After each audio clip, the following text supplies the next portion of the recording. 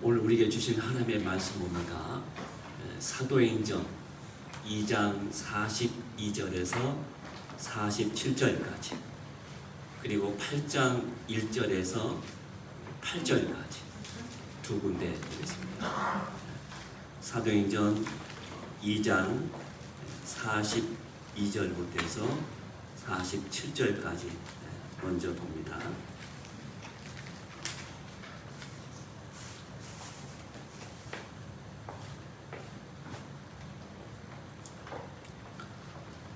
신약성경 190면입니다. 제가 한 절, 여러분이 한 절을 이렇게 교독합니다. 그들이 사도의 가르침을 받아 서로 교제하고 떡을 떼며 오로지 기도하기를 힘쓰니라. 사람마다 그러하는데 사도들로 말미암아 기사와 표적이 많이 나타나니 믿는 사람이 다 함께 있어 모든 물건을 서로 통용하고 또 세상과 서비를 따라 각 사람의 필요를 따라 나누며 날마다 마음을 같이하여 성전에 모이기를 힘쓰고 집에서 떡을 떼며 기쁨과 순전한 마음으로 음식을 먹고 하나님을 찬미하며 또 백성에게 칭송을 하니 집에서 더 많은 사람을 날마다 더하게 하시니라. 아멘. 자, 8장 1절부터 해서 우리 8절까지 봅니다. 신약성경 200면입니다. 200면 8장 1절에서 8절까지입니다. 사울은 그가 죽임 당함을 마땅히 여기더라. 그날이 예루살렘에 있는 교회에 큰 박해가 있어 사도 외에는 다 유대와 사마리아와 모든 땅으로 흩어지니라. 많은 사람들이 스데반을 장사하고 위하여 깨어있다. 바울이 교회를 단멸할세 각 집에 들어가 남녀를 끌어다가 옥에 넘기니라. 그 사람들이 그러하며 몸의 말씀을 전해 빌립이 사마리아 성에 내려가 그리스도를 백성에게 전파하니 우리가 빌립에 알려주고 백만한 것도 보고 항하고 나가는 말을 따르다. 많은 사람에게 붙었던 더러운 귀신들이 크게 소리를 지르며 나가고 또 많은 중풍병자와 못 걷는 사람이 나으니 그 성에 큰 기쁨이 있더라. 아멘. 우리가 지향해야 할 교회, 또 성경에서 말씀하시는 참다운 하나님의 교회의 모습은 어떤 교회인가? 우리가 또 초대 교회가 그렇게 했듯이 오늘 이 시대 이곳에 하나님께서 시몬교회를 창립하여 주시고 오늘 이때 저와 여러분에게 하나님의 교회를 맡겨주셨는데 어떻게 하나님의 교회를 하나님의 교회답게 세워나갈 것인가, 상당히 중요한 문제고 과제라고 생각합니다. 그래서 지금까지 여러 번 계속 말씀을 같이 나누면서 여러분 살펴봤습니다. 이미 말씀드린 대로 교회는 초대 교회 때부터 시작해서 교회의 5가지 본질적인 기능을 갖고 있다. 교회는 본질적으로 5가지의 기능, 그런 활동 분야가 있다는 것을 말씀드렸습니다. 그래서 오늘 예배, 두 번째는 전도와 선교, 세 번째는 교육, 그 다음에 교제, 마지막에 봉사, 이렇게 활동이 또 기능이 있습니다. 그래서 우리 교회 홈페이지에 보시면은 우리 시몬 교회가 지향하는 교회 모습을 제가 몇 가지, 한 4가지 정도로 이미 제가 거기다가 좀 설명을 해 놨습니다. 우리 시몬 교회는 그 모토가 정말 하나님을 사랑하면서 이 지역과 함께하는 교회가 되자. 제일 첫 번째는 하나님을 사랑해. 우리의 마음과 뜻과 우리의 진심으로, 우리의 마음 중심으로 하나님을 사랑하고 그 사랑을 우리가 받은 우리가 이 지역에 흩어져서 퍼져서 이 지역에 함께하면서 사랑하고 섬기고 품을 수 있는 하나님의 교회가 되어야 한다. 그런 큰 모토가 있습니다. 그래서 이것을 구현하기 위해서 첫 번째는 예배의 감격과 회복이 있는 교회가 되어야겠다. 예배의 감격과 회복이 있는 교회. 진정한 교회의 부흥과 우리의 모든 사역의 첫 번째 출발은 예배에 있기 때문에 예배. 그래서 예배가 참 중요합니다.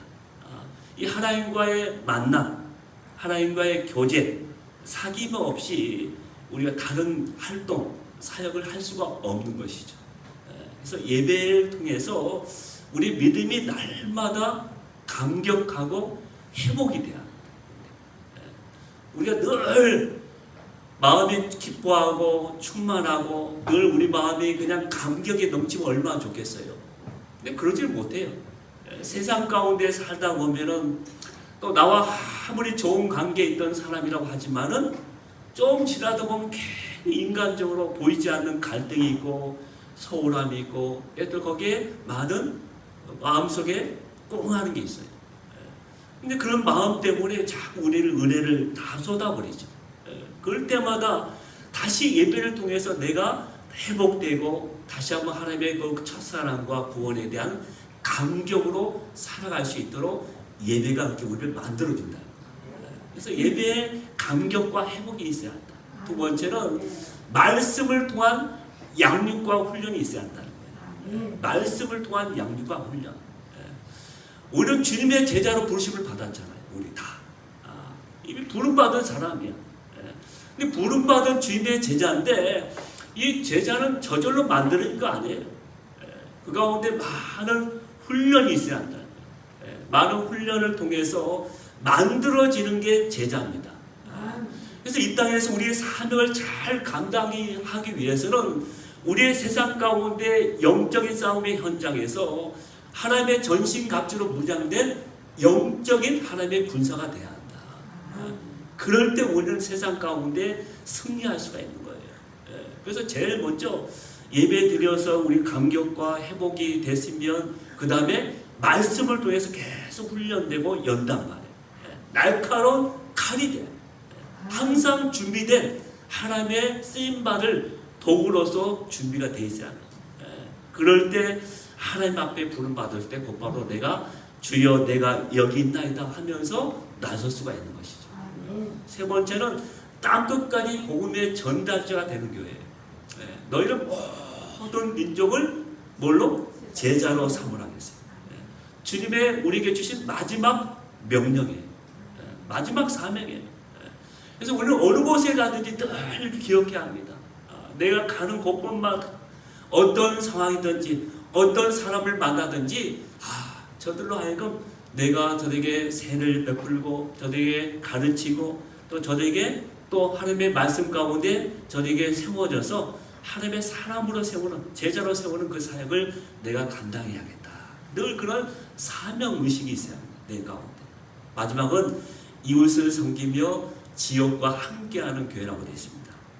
그래서 이 모든 교회 사역의 마지막 지향점은 교회의 담을 넘어서 이웃으로 뻗어가 나가는 거예요.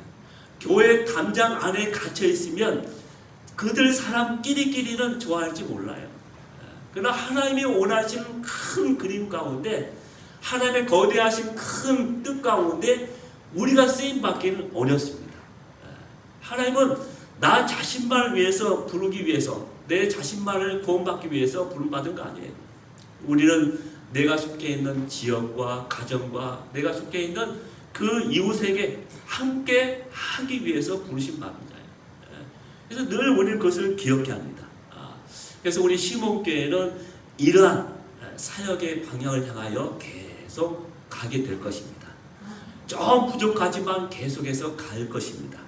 그런데 이러한 교회의 기능들을 다시 한번 또 설명을 하게 되면 다른 말로 설명을 하자면 모이는 교회와 흩어지는 교회라고 말할 수가 있습니다. 모이는 교회와 흩어지는 교회다. 근데 여기서 중요한 것은 이 교회의 두 모습이 균형과 조화를 이루어야 한다는 것입니다.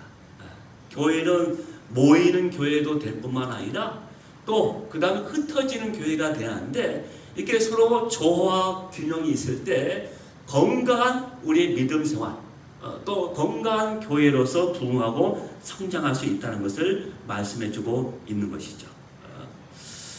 그러나 안타깝게도 우리 한국 교회의 모습은 이 균형과 조화가 무너진 교회들이 참 많다는 것입니다.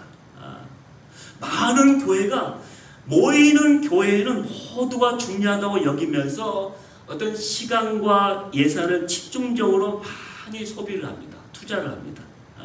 근데 흩어진 교회는 상대적으로 인색하고 소홀하고 있지는 않나 그런 생각을 해보는 것이죠. 과연 우리 시몬교회는 어떠한 모습의 교회일까? 어떠한 교회의 모습으로 지금 사명을 감당하고 있는지 저와 여러분이 한번 같이 잘 점검을 해봤으면 좋겠다는 생각을 해봅니다. 먼저 본문 사도행전 2장 46절의 말씀을 보면 이렇게 말씀하고 있습니다. 2장 46절 다 같이 한번 읽습니다. 날마다 마음을 같이하여 성전에 모이기를 힘쓰고 집에서 네, 여기 보면 날마다 마음을 같이해서 모이기를 힘썼다. 네, 우리가 교회의 모습을 찾기 위해서는 성경에서 처음에 하나님께서 원하시는 그 초대교회의 모습을 보면서 우리가 교회의 그 본질을 찾아가는 게 참 중요하거든요. 자, 맨 처음에 만들어진 예수님이 떠나신 다음에 제자들에 의해서 사도들에 의해서 만들어진 그 초대교회의 모습은 어떠한 교회일까? 우리 그것을 바라보게 되면 우리가 지향해야 할 교회의 모습이 바로 나오게 되는 것이죠. 자, 우리 초대교회의 모습은 어떻습니까? 우리 보면은 날마다 마음을 같이하여 모이기에 힘쓰는 교회. 처음에는 첫 번째는 모이는 교회다. 모이는 교회. 교회의 온영이라고 말할 수 있는 초대교회의 모습이 우선 가장 우선적인 특징은 성도들이 모이기를 힘썼다. 어떻게 그들이 모이기를 힘썼을까요? 한마디로 말하면 성령께서 저들의 마음을 그렇게 움직이셨기 때문에 그렇게 모일 수가 있었다는 것입니다. 성령께서 저들의 마음을 움직여서 저들로 하여금 교회에 모이게 한 것이죠. 성령님께서 성도들로 한 사람 한 사람의 마음을 만지셔서 모이지 않고서는 견딜 수 없도록 만드셨다는 거예요. 왜 우리가 그렇게 말할 수 있을까요? 당시에 예수 그리스도의 이름으로 함께 모인다는 자체는 매우 위험한 그런 상황이었어요. 상당히 목숨을 각오해야 할 그런 상황이었습니다.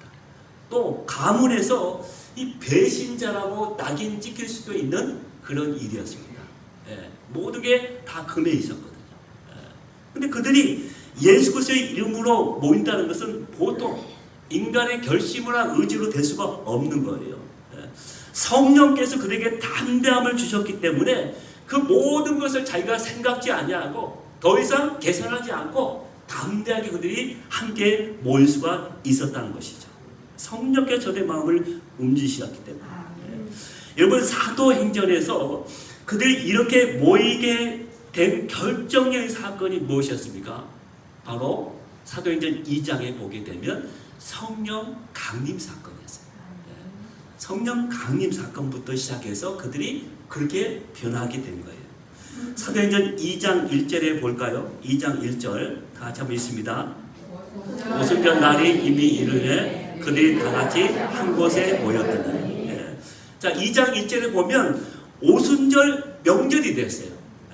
그래서 그들은 명절이니까 당연히 지금까지 해왔던 대로 단순히 그냥 모였을 것입니다. 그래서 2장 1절은 그렇게 출발했어요. 그런데 2절부터 보면은 갑자기 변화가 생기게 됩니다. 급하고 강한 바람 같은 소리가 온 집안에 가득하게 됩니다. 그 다음에 불의 혀처럼 갈라지는 것들이 각 사람 한 사람이 임하기 시작합니다. 그러면서 거기에 있는 모든 사람이 다 성령의 충만함을 받게 되는 거예요. 다시 말해서 그들이 함께 모였을 때 성령께서 그들 가운데 강림하게 된 거예요. 그 다음부터 어떤 일이 생겼냐? 46절 말씀처럼 날마다 마음을 같이하여 성전에 모이기를 힘쓰게 되었다. 아멘.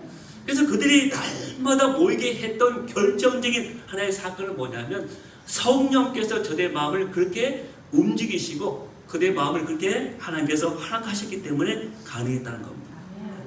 그러므로 우리도 분명히 알아야 하는 것이죠. 나를 이곳에 오게 하신 분은 성령 하나님이시라는 것을 분명히 알아야 합니다. 아멘. 물론 내 의지도 참 중요합니다. 그러나 그 내 마음과 의지조차도 성령께서 역사하지 않으면 안 된다는 것을 우리는 알아야 할 이유가 바로 여기 있는 것이죠. 어떤 사람에게는 주일에 교회 가려고만 하면 꼭 일이 생기는 사람이 있어요. 정말 교회 가려고 다 준비했는데 막상 주일이 딱 되면 희한하게 일이 막 생기는 거예요. 자꾸 그런 일이 생기다 보면 어떻게 됩니까? 처음에 가졌던 그 마음은 사라지고 어떻게 말할까요? 야, 내가 언제부터 교회 다녔다고. 그러면서 그 다음부터 이제 그 마음이 없어지는 것이죠. 그러므로 우리에게 성령께서 그 모든 우리의 마음을 주장해야 이게 가능하다는 것이죠. 성령께서. 자, 그렇다면 성령께서는 왜 성도들을 교회로 모이게 하시는 걸까요? 사도행전 2장 42절에 그 답을 우리가 찾을 수가 있습니다. 2장 42절 다 같이 한 목소리로 한번 읽겠습니다. 그들이 사도의 가르침을 받아 서로 교제하고 떨어지며 오로지 기도하기를 힘씁니다. 야, 여기에 보면 세 가지의 이유가 있었다고 말씀하고 있습니다. 첫째가 뭡니까? 사도의 가르침을 받기 위해서 그들은 모였다라고 말씀하고 있습니다. 초대교회 성도들은 교회에 모여서 사도들로부터 말씀을 배웠습니다. 당시에 성경이 기록되기 전이었기 때문에 말씀을 읽거나 그들이 접할 수도 없었습니다.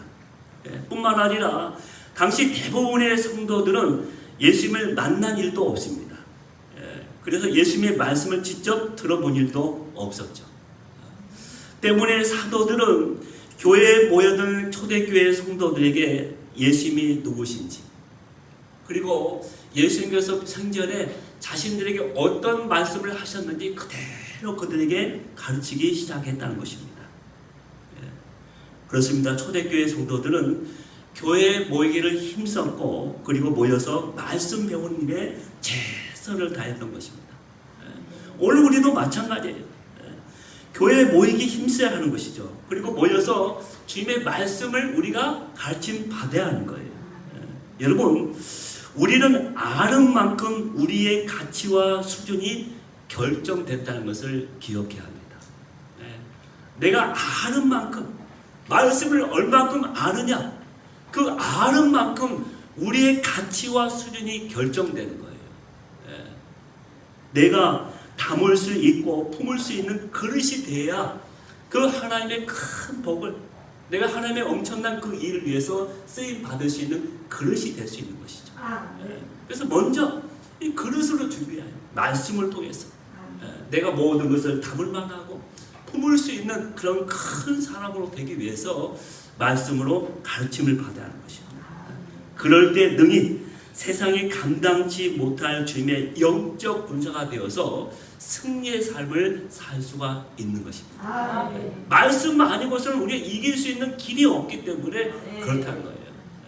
그래서 늘 우리가 어떤 일을 만날 때마다 내 마음속에, 내 심령 가운데 말씀이 새겨져 있으면, 담겨져 있으면 예수님처럼 순간순간 나를 시험이 오고 유혹이 올 때도 말씀으로 부르실 수가 있는 거예요. 그러면 흔들리지 않는 거예요. 물론 잠깐 흔들릴 수 있겠지만 곧바로 일어설 수가 있는 것이죠. 둘째는 서로 교제하기 위해서 모였다고 말씀하고 있죠. 교제하기 위해서. 초대교회 성도들은 구약시대 이스라엘 백성들과는 달랐습니다. 이스라엘 백성들은 혈통적으로 유대인이었죠. 나면서부터 그들은 유대인이었습니다. 그리고 자라면서도 철저하게 유대인의 전통으로 양육을 받습니다. 그래서 그들은 혈통적으로나 전통적으로 저들은 하나였습니다. 그러나 초대교회 성도들은 혈통적으로 너무나 다양했습니다. 유대인도 있었고 이방인도 있었습니다. 유대인도 팔레스틴에 처음부터 계속 살아있던 사람이 있었고 또 이방 지역에 흩어져 있던 디아스포라 유대인도 있었습니다. 그만치 다양한 사람들이, 그래서 혈통적으로나 전통적으로 서로가 달라도 너무나 달랐던 것이죠.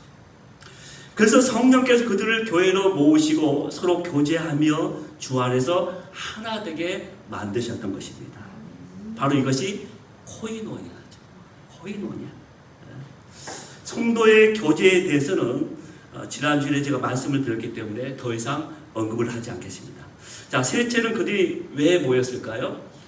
기도에 힘쓰기 위해서 모였다고 했습니다. 그들이 기도하기 위해서. 초대교회 성도들은 구약의 이스라엘 백성들과 달랐죠. 그들은 이스라엘 백성들은 주로 율법을 지키는 일에 힘썼던 사람들이었죠. 물론 그들은 기도하긴 했지만 주로 기도문을 암송하는 정도의 기도밖에 하지 않았습니다. 그러나 초대교회 성도들은 달랐습니다. 예수님께서는 다른 보혜사 성령을 보내실 것을 약속하시면서 이제부터 너희가 그 성령을 받고 성령의 권능에 따라 살라고 말씀하셨거든요.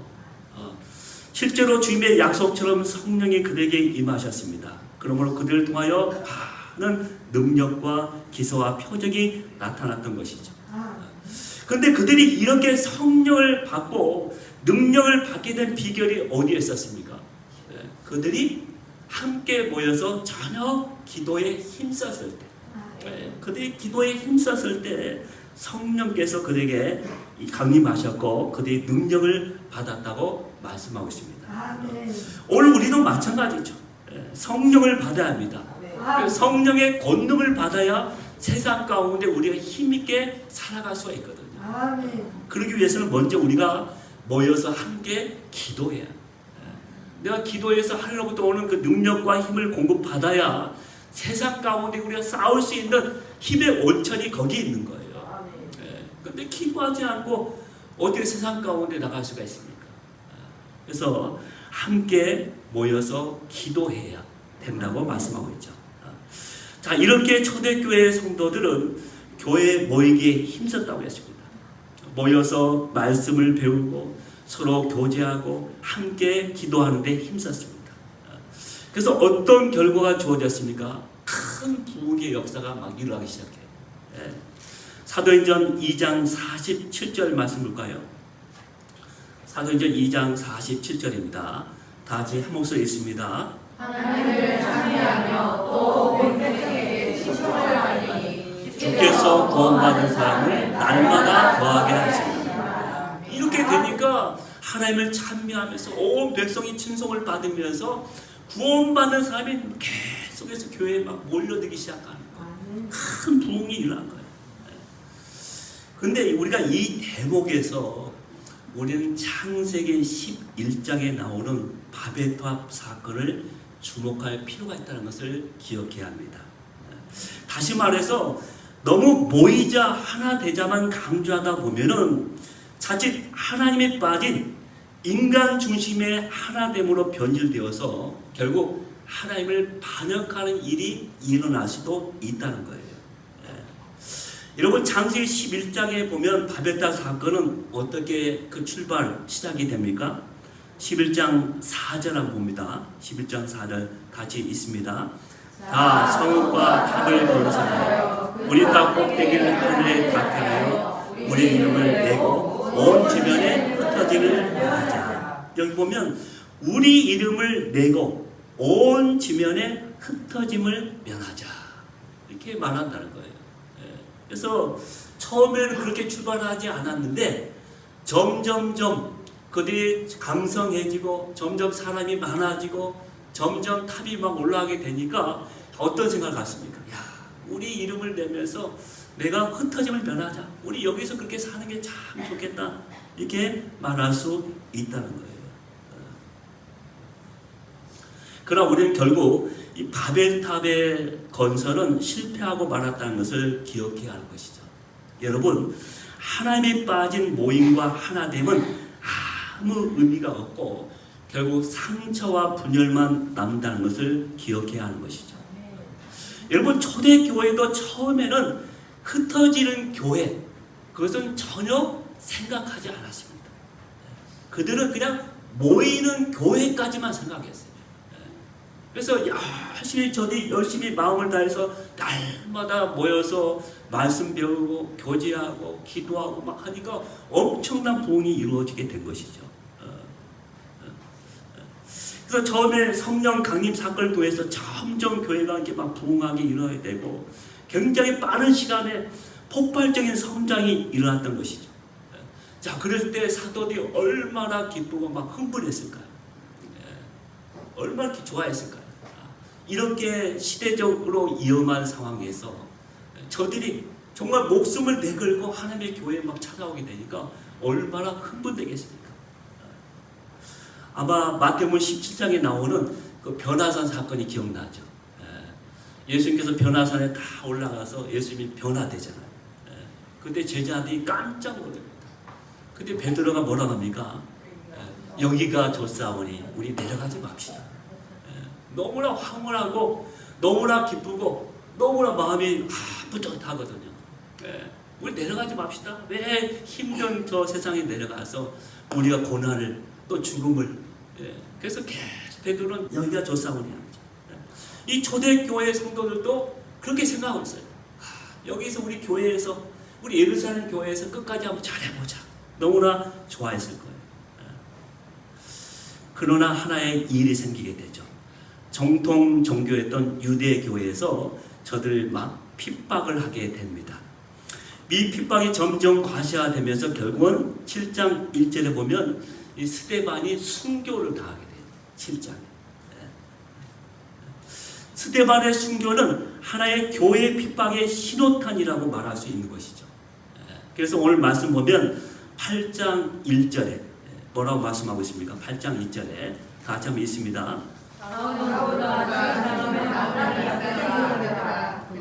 그날에 예루살렘에 있는 교회에 큰 바퀴가 있어 사도회에는 다 유대와 사마리아와 모든 땅으로 흩어집니다.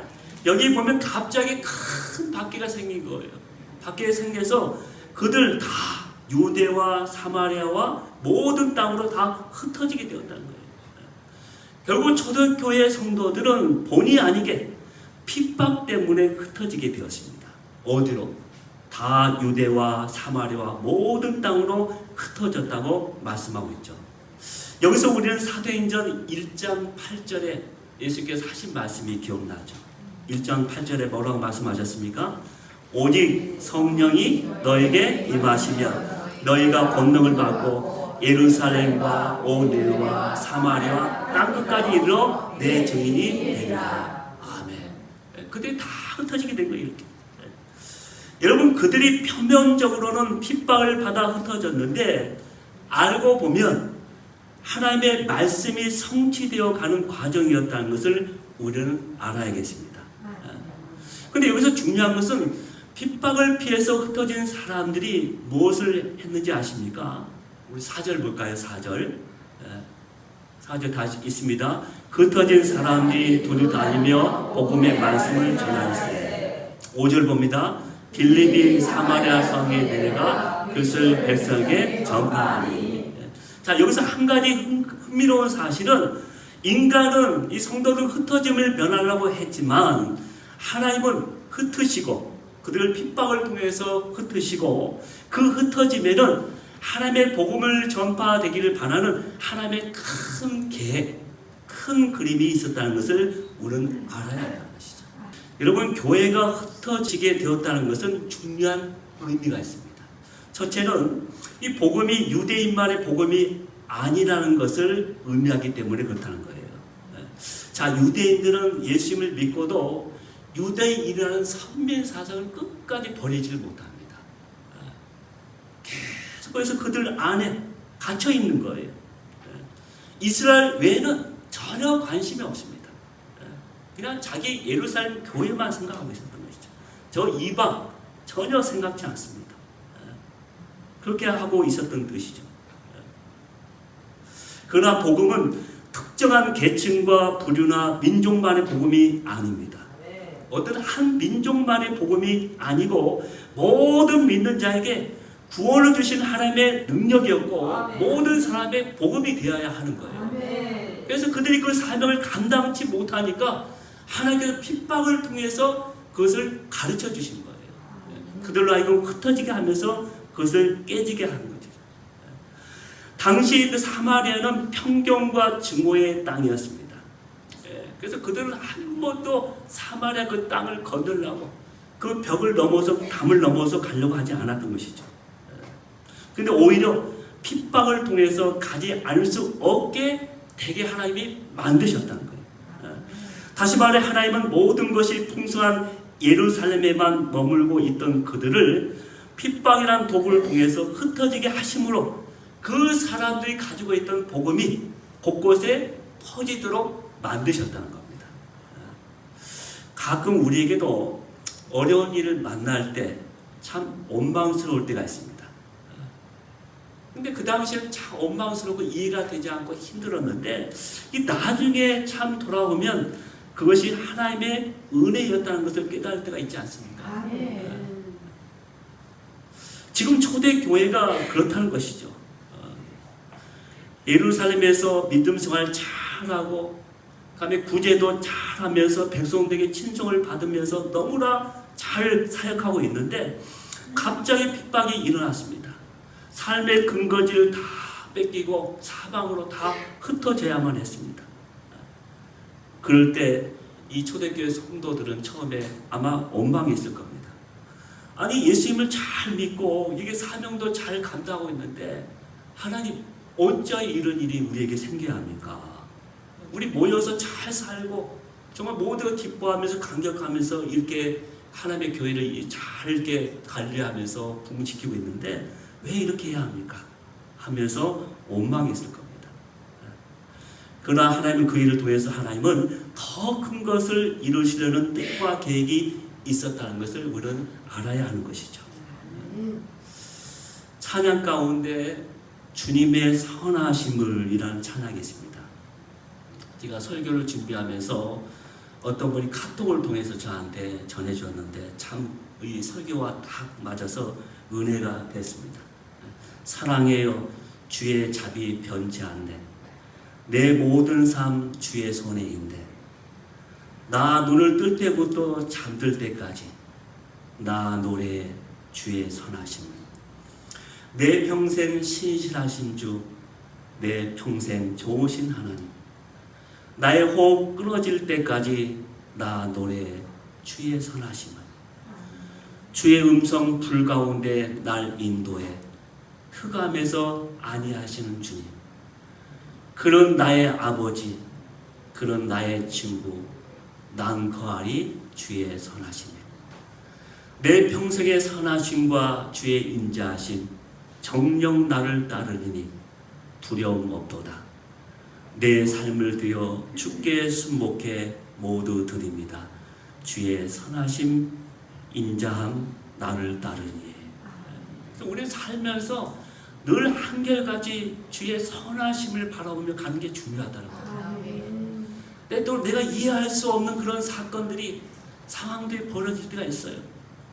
그럴 때 참 내 마음이 흔들리고 참 걱정되고 내 마음이 너무나 근심에 눌려 있습니다.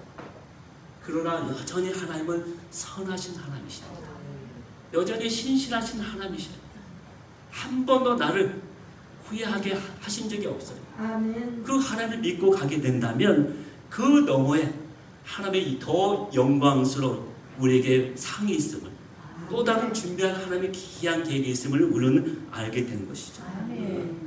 자, 이렇게 흩어졌는데 그 다음에 어떤 일이 일어났습니까? 결국 8장 5절에서 7절까지 다 같이 한번 읽겠습니다. 8장 5절에서 7절 다 같이 한번 읽습니다. 빌립이 사마리아 성에 내려와 그리스도를 백성에게 전하니 우리가 빌립의 말도 듣고 행하는 것도 보고 한 마음으로 그가 하는 말을 따르라. 많은 사람에게 붙었던 더러운 귀신들이 크게 소리를 지르며 나가고 또 많은 중풍병자와 못 걷는 자들이 나으니 근성에 큰 기쁨이 있더라. 아멘. 여기 보면 이 빌립이라는 사람, 이 빌립은 누구예요? 사도도 아니에요. 사도도 아니야. 집사예요. 집사. 집사인데 이 사람이 가서 사역을 하는데 한 번도 가보지 않는 사마리아에 가서 사역을 하는데 엄청난 많은 일들이 그 사마리아 성을 뒤집는 일이 생기게 된 거예요. 엄청 아마 빌립은 깜짝 놀랐을 거예요. 야, 내가 전하는 복음이 이러한 능력이 있잖아. 많은 죽은 병자가 낫게 되고 귀신도 쫓아가. 그래서 모든 사람이 다 기뻐하는 거예요. 빌립은 사마리아로 막 쫓겨나가서 흩어지면서 겨우 가서 그냥 아마 처음에는 담대하게 하지도 못했을 거예요. 그런데 그 메시지를 듣는 모든 성의 모든 백성들이 다 기뻐하는 일이 엄청난 일이 생겼다는 거예요. 새로운 시대가 열린 것이죠. 새로운 시대가 열린 거예요.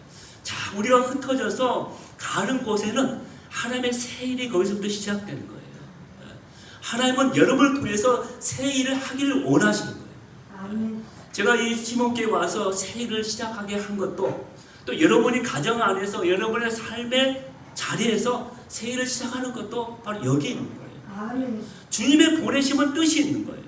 하나님의 귀한 선하신 뜻이 있는 거예요. 그것을 기억하면서 우리는 가야 합니다. 마지막으로 사도행전 1장 8절을 다 같이 한번 읽고 오늘 말씀을 같이 마치고자 합니다. 우리 다 같이 한번 읽습니다. 오직 성령이 너에게 임하시면 너희가 권능을 받고 예루살렘과 온 유대와 사마리아와 땅까지 이르러 내 증인이 되리라 하시니라. 아멘. 여기 보면 오직 성령이 너에게 임하시면. 전에는 사도들이 그 사명을 감당했지만 이제는 시대가 바뀌었다. 모든 성령이 임하는 너희에게, 너희 한 사람 한 사람에게 그런 권능과 능력을 보여줄 텐데 너희가 가는 곳곳마다 흩어진 그곳에서 내 증인이 될 것이라고 말씀하셨어요. 내 증인이 되리라. 분명히 된다는 거예요. 이 믿음을 가지고 날마다 우리 교회는 모이는 교회에서 열심히 말씀을 우리가 잘 가르침을 받고 함께 교제하고 기도하며 힘을 얻어서 능력을 받아서 흩어진 교회로, 그래서 우리 가정이 변하고 우리 지역이 변하고 하나님의 우리가 가는 곳곳마다 만나는 사람마다 변화시키는, 그래서 저들에게 큰 기쁨의 소식을 전할 수 있는 저와 여러분이 되기를 주의 이름으로 축원합니다. 기도하겠습니다.